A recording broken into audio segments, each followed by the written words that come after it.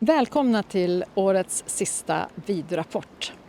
När vi summerar år 2025 så kan vi titta tillbaka på ett år som varit fyllt av prövningar, men också av lärande och framtidstro.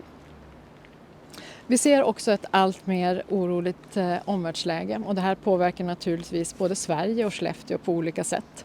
Den här regelbaserade världsordningen har delvis utmanats. Vi har krig i vår närhet, vi har utmaningar kring miljön och allt det här behöver vi ta höjd för nu när vi också ser fram emot att gå in i 2026.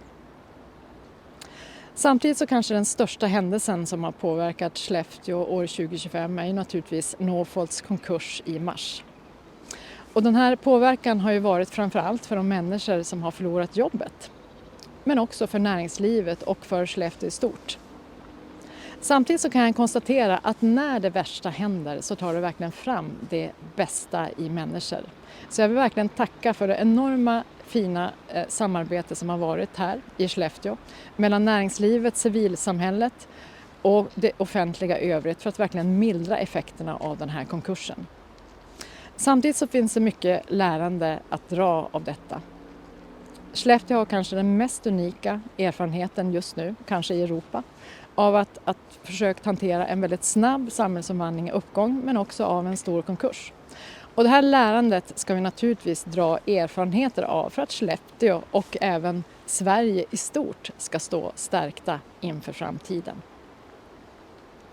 Samtidigt är det fantastiskt nu också att höra det här med elektrifiering och batterier. Allt mer börjar pratas om i Europa. Förra veckan gick ju EU ut med att nu ska man satsa på ett battery booster som ska stärka Europas konkurrenskraft just kopplat till den här branschen som kommer också att gynna Sverige och även Skellefteå i stort. Det har naturligtvis hänt massor av positiva saker också det här året. Vi har invigt en av Europas största stadsnära drönarparker och bara nu medan jag spelar in det här så pågår det just nu tester här i vinterklimat. Ace Powerhouse fick pris som årets miljöbyggnad trots att den inte var klar. Vi har fått startbesked för Norrbotniabanan, vilket innebär att hela den här regionen kommer att knyta samman och det här kommer bli positivt både för människor och för näringslivet. Vi har startat stiftelsen Skellefteå Universities Alliance som kommer att vara den här fantastiska testplattformen för att kunna ta fram framtidens utbildningar. Och det här kommer naturligtvis att ske tillsammans med akademin och näringslivet och samhället. Samtidigt har det här året också präglats av väldigt mycket roliga kulturhändelser. Museet, Skellefteå museum har firat 100 år. Västerbottensteatern har tagit fram en bejublad föreställning som heter Stygn som också beskrev en av dåtidens största konkurser på 70-talet, nämligen Algots. Det har varit konstföreställningar på vårt Sara kulturhus som har visat en vardag för människor som jobbar inom vården.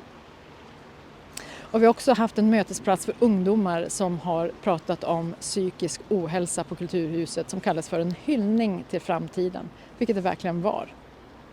Vi har invigt en samisk lekpark i Urskiken. Vi har invigt en park i Jörn. Så man kan säga att fokus mötesplatser, fokus kultur under det här året.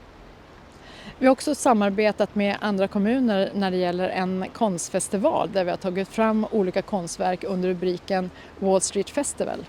Och vi har inte bara kunnat njuta av de här konstverken under sommaren utan de kommer dessutom att leva kvar, många av dem i alla fall, under kommande år. Vad ser vi då framför oss inför 2026? Naturligtvis kommer det bli en hel del prat om det civila försvaret och AI. Men det jag verkligen ser fram emot det är också vårt Society Expo 2026 som kommer att gå av stapeln den 27 maj till den 9 juni. Då bjuder vi in hela världen till Skellefteå för att prata om olika former av lärande kopplat till den samhällsomvandling som har varit både uppgång och nedgång i Skellefteå. Det kommer att bli prat om mobilitet, förnybart flygbränsle, kompetensförsörjning, bostadsbyggande, allting egentligen som har med en samhälle och en samhälles fortlevnad att göra. Så välkomna till Skellefteå under den perioden.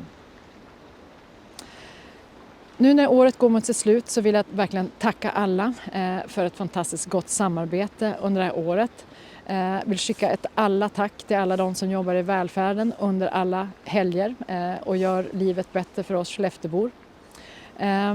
Och återigen önska er en god jul och ett gott nytt år. Jag hoppas att vi syns igen och att ni tar del av de här vidrapporterna under nästa år. De kommer att bli lika spännande för vi vet inte alla förändringar som kommer att ske.